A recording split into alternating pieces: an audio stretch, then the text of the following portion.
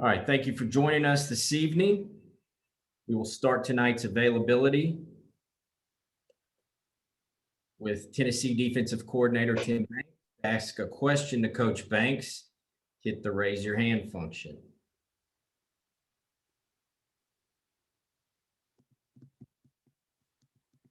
We'll jump at once. Start tonight with David Ubben, and then we will go to Ben McKee. Tim, how would you describe going into the spring game, kind of where your defense is at and understanding what they're supposed to be doing?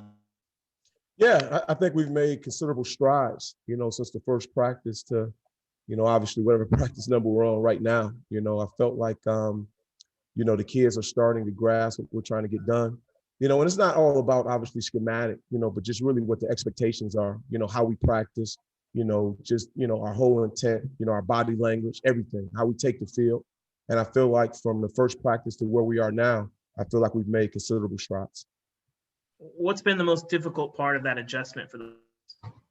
Well, I think anytime, you're putting in a new system, obviously you got a new staff in general, it's a learning curve, but I think to the kids' credit, those guys have been working really hard, to try to give us exactly, what we're asking. And, I don't know, I could put my finger on one thing. I just think, change is always difficult, but, again, to the kids' credit, those guys are working very hard at it and they're definitely getting better. Coach, you're thin at a couple of different positions. Has that made it more difficult to evaluate kind of where you all are headed into the offseason? Yeah, it's obviously, a challenge, but at the end of the day, you just have to be prepared to coach the guys that are there, and get those guys, as prepared as you possibly can. And obviously when the other guys can return, we'll start to work with them and help develop those guys. But, it is what it is. Obviously when the fall hits, the guys that are here and that are prepared and that are healthy and, we'll put the best guys out there. It gives us the best opportunity, to help Tennessee win.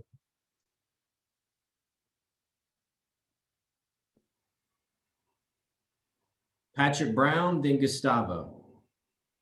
Tim, you talked a little bit about how the players have sort of adjusted to you guys. What about you guys as a staff, obviously, with wanting to evaluate this roster and see what kind of personnel you were having?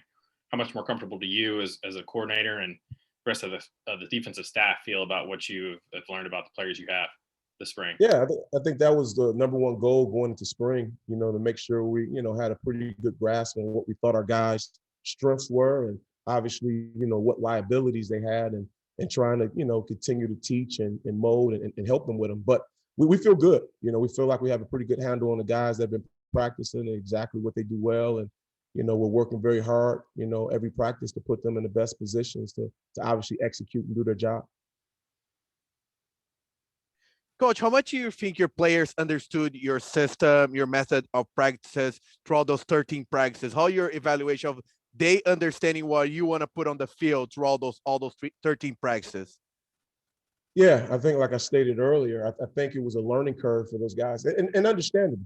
Again, I've taken over a few programs or different defenses and it's always the same. It's a learning curve, but at the end of the day, if you have a positive attitude and you're ready to work, which these guys have had, you start to see some of the return on your investment. So I think the guys are picking it up. I think every day, every practice, they've gotten a lot more comfortable with it. And obviously this summer will be extremely valuable. And obviously those fall camp reps that you'll get and, we'll be ready, by the time it's, we've got a chance to kick this thing off. Eric Kane and Matt Ray. Hey, Tim, obviously turnover is a huge part of the defensive game plan, always has been and definitely now. Seen you guys out there working some turnover circuits while we've been out there. How has the turnover progression and scrimmages and some live 11-on-11 situations been so far from, day one of spring to now? Yeah, the guys have been very conscious, we're trying to get the ball back and, attacking it on every snap, but, give our offense some credit. They do a really good job with ball security and protecting it.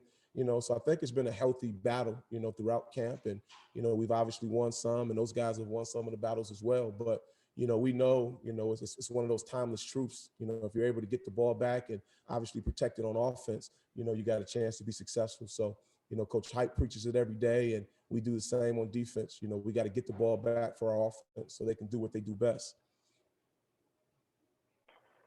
Hey, Tim, just going into Saturday's game, what are you looking for the most from your defense? Where are you hoping to see them improve, throughout from day one of spring to the conclusion there on Saturday? Yeah, again, it's just another opportunity to go out there and, play as hard as we can possibly play. That's the first thing when we talk about, every single practice is just our attack and how hard we're playing, from snap to whistle. So that's the number one thing you're looking for.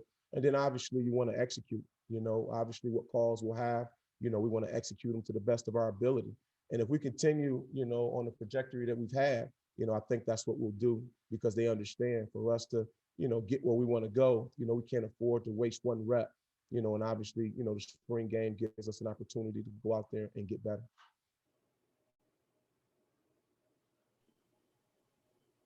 West and Patrick.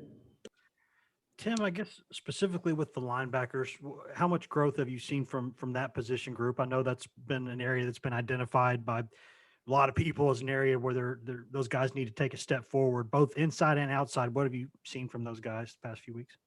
Yeah, we're obviously been thin at, some of those spots. And, I think our coaches, have worked extremely hard, and you really can see, the growth from the first practice to where we are now.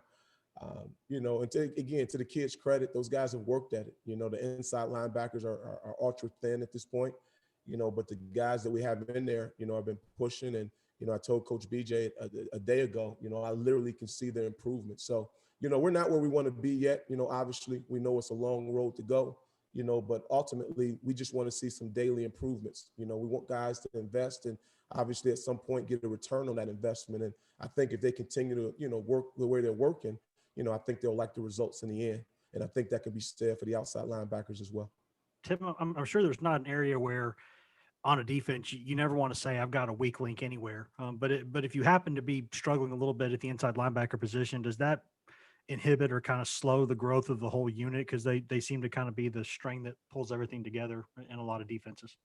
Yeah, I agree. I don't think you ever want to identify any particular group as the weak link, so to speak. Do we have some depth issues there? Absolutely. But I think, top to bottom, we need depth everywhere, but obviously down the middle of your defense, you want to be as stout as you possibly can be, but the guys that we have, I feel good as long as they continue to grow and continue to develop. I feel like they'll put themselves in a position to be able to help UT, get back to where we all want to be and all want to see UT. So I think we'll be fine. Again, is there work to be done? Absolutely. But at the end of the day, I think the guys are up for it. I know Coach BJ is, and the rest of this defensive staff is. And we believe in our guys. We believe in their work ethic. And, we know they'll continue to grind and get better. Hey, Tim, one of the young guys you guys have in the secondary is Christian Charles, who I think he was mostly a quarterback in high school. What kind of adjustment have you seen him have to make this spring, and kind of how would you evaluate how he's kind of improved and performed? Yeah, he's been awesome. When you talk about a guy who's really made some great strides during spring, he's one of them. Obviously he played quarterback, in high school. So, a lot of the technique that Coach Martinez is teaching him has been new to him. But he's come along. He's really been a pleasant surprise for us. I didn't know a lot about him when I got here, but, he's a hardworking kid. He's extremely bright. I think he really has a good future here at UT as long as he continues to work and, and stay humble, and he seems to be that type of kid, so I think the sky's the limit for him. I think he's been mostly the safety. Is that where you guys are keeping him? Do you think he could play corner, or is that still to be determined? Yeah, I think it's still to be determined. We've tried to work hard at, moving guys around, trying to figure out what the best matchups we have in terms of, who's in the field, who's in the boundary, who's at star, who's at corner, no different at linebackers. So, that's still yet to be determined, but again, he's an athlete, and football is important to him. And, he's one of those kids that, the future is bright, just because of his mindset and his work ethic. Two more questions, David Pascal, then Brent Hubbs. Tim, what all can you say about the format for Saturday? Will it be 4 15-minute quarters? Are the ones going up against the ones and the twos against the twos? Yeah, I think that's probably a Coach Hype question. I think he can probably. I'm not at liberty really to talk about that. We'll leave that to Coach Hype.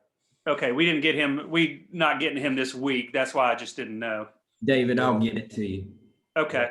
And just talk, can you just talk about the motivation of this? I know sometimes you've got sometimes they have the winning team get steaks and the losing team sometimes has to eat the beanie weenies, or are y'all going to do something along those lines? And how important is this to be a motivating game type thing? Listen, they're all important, man, and that's not coach cliche. Again, when you're a new team or a new staff and, we understand how valuable every single rep is, and how valuable every practice is. So, our kids understand that, they understand that it's a lot of work, that still needs to be done for us to go where we want to go. So I think that's the motivation that they have. These guys are hungry, they want to get better. They want to get coached, so I'll be extremely disappointed if they didn't come out excited, for the opportunity, to obviously get Neyland and tee this thing up. Coach, as you conclude spring on Saturday, 2 questions. 1, how would you rate the physicality of your unit? And 2, if you had 2 priorities or 3 priorities for the summertime for your entire defense, what would it be? Or what is it? Yeah, I think first, from a physicality perspective, again, I know I keep saying the same things, but we've gotten better. We're more physical than we were day one, and as a coach, that's what we're looking for. Have we made strides? So we have. Are we as physical as we want to be? Not at all. But the kids understand that, and we're working our tails off to get there. From a priority in the summer, I think, again, it's just those daily deposits, we want to make sure that we're constantly doing throughout the summer.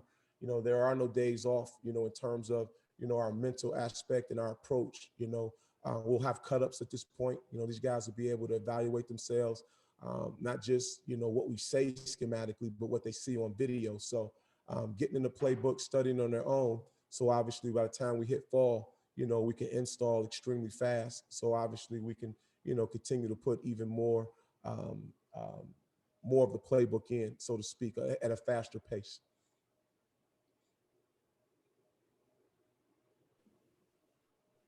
Thanks, Coach, for your time. Okay, thank you, guys.